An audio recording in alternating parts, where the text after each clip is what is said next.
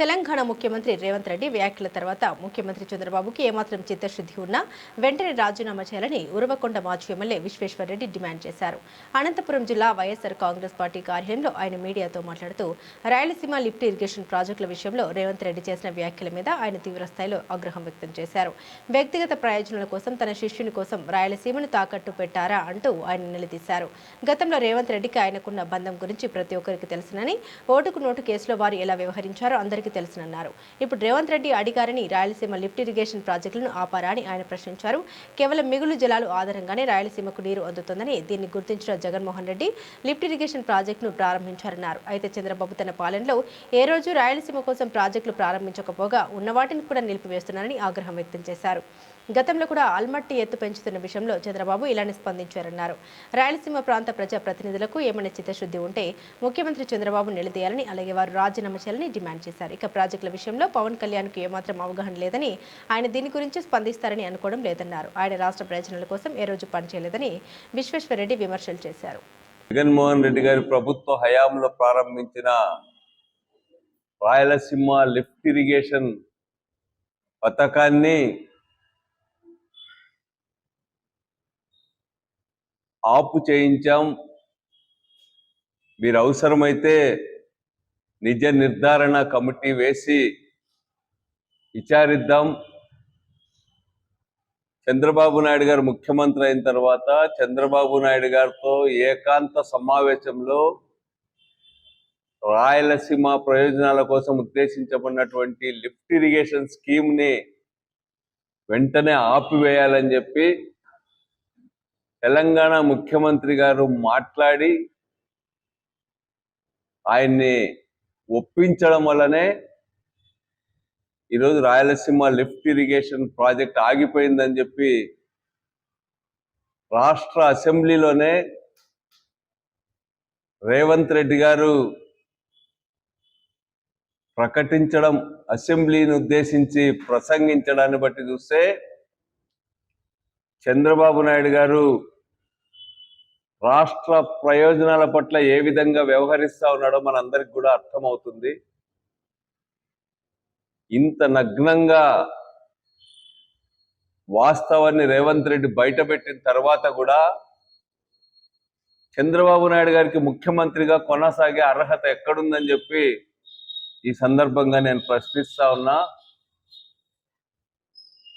తన స్వప్రయోజనాల కోసం, సంకుచిత ప్రయోజనాల కోసం రాష్ట్ర ప్రయోజనాల్ని, అదేవిధంగా అత్యంత కరువు పీడిత ప్రాంతమైనటువంటి రాయలసీమ ప్రాంత ప్రయోజనాల్ని తాకట్టు పెట్టడాన్ని రాయలసీమకు సంబంధించిన శాసనసభ్యులు, ప్రజాప్రతినిధులు అందరూ కూడా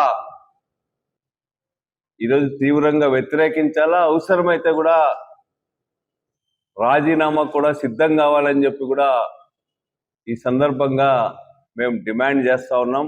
రాష్ట్ర ముఖ్యమంత్రిగా జగన్మోహన్ రెడ్డి గారు ఉన్నప్పుడు పోతిరెడ్డిపాడు కేటాయించినటువంటి పోతిరెడ్డిపాడు ద్వారా రావాల్సినటువంటి నీటిని పూర్తిగా వినియోగించుకోవడానికి ఈ రాయలసీమ లిఫ్ట్ ఇరిగేషన్ ప్రాజెక్ట్ని దాదాపు 3,850 కోట్ల రూపాయలతో చేపట్టడం జరిగింది. తొలి దశ పనులు ప్రారంభించే సమయంలో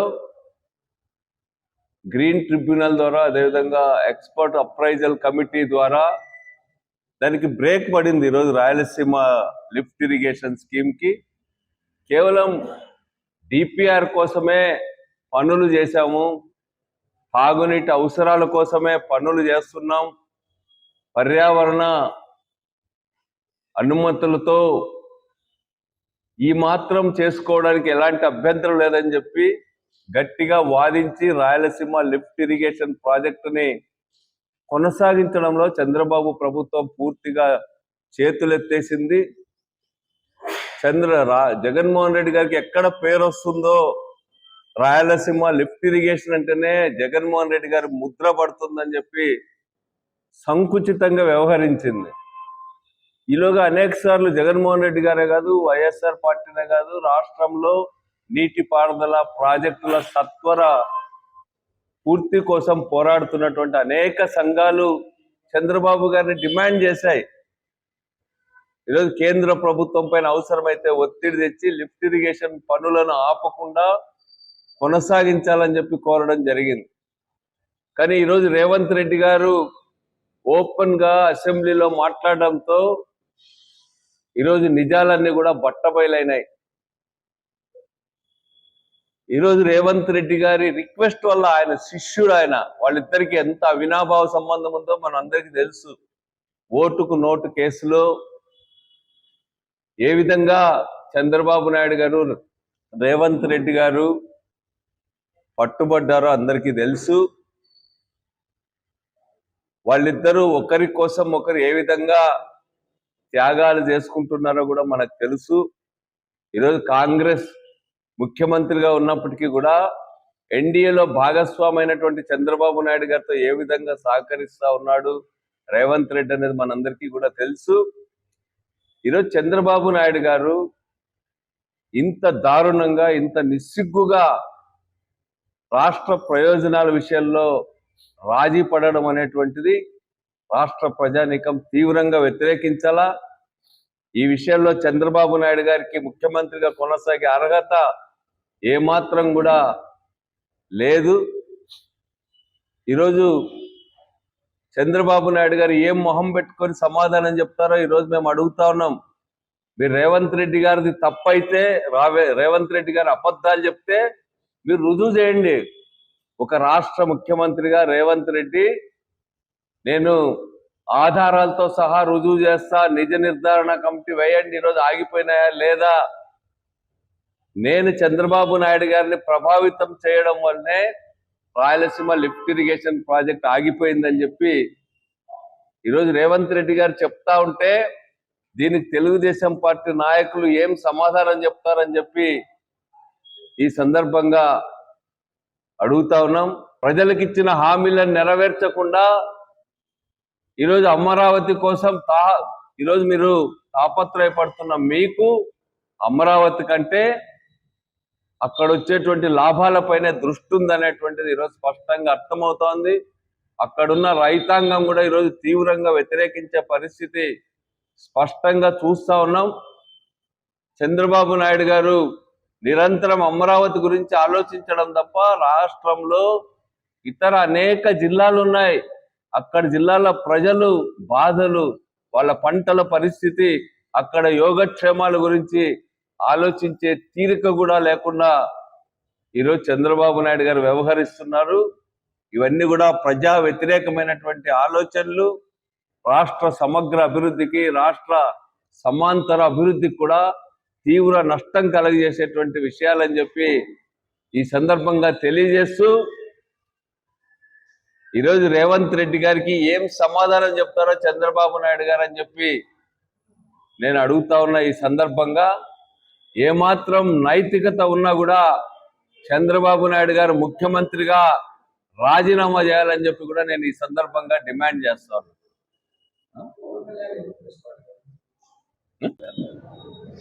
పవన్ కళ్యాణ్ గారు ఎందుకు రెస్పాండ్ కాలేదని చెప్పి అడుగుతా ఉన్నారు. పవన్ కళ్యాణ్ గారికి ఇరిగేషన్ ప్రాజెక్టులు ఇట్లాంటివి అసలు అవగాహన ఉందో లేదో కూడా అర్థం కాదు. ఆయన అధికారంలోకి రాకముందు ప్రశ్నించాలని రాష్ట్రానికంత నీతులు చెప్పిన వాడు, ఇన్ని అరాచకాలు, అక్రమాలు జరుగుతున్నా ఈరోజు ప్రశ్నించలేనటువంటి పరిస్థితిలో ఉన్నాడనేది అనేక సందర్భాల్లో అర్థమవుతుంది. ఈరోజు పవన్ కళ్యాణ్ గారు కూడా, ఇతర కూటమి పార్టీలు కూడా ఈరోజు జగన్మోహన్ రెడ్డి గారు, రేవంత్ రెడ్డి గారు చెప్పినటువంటి దీనిపైన స్పందించాలని చెప్పి, వాళ్ళు ప్రశ్నించాలని చెప్పి కూడా నేను అడుగుతా ఉన్నాను.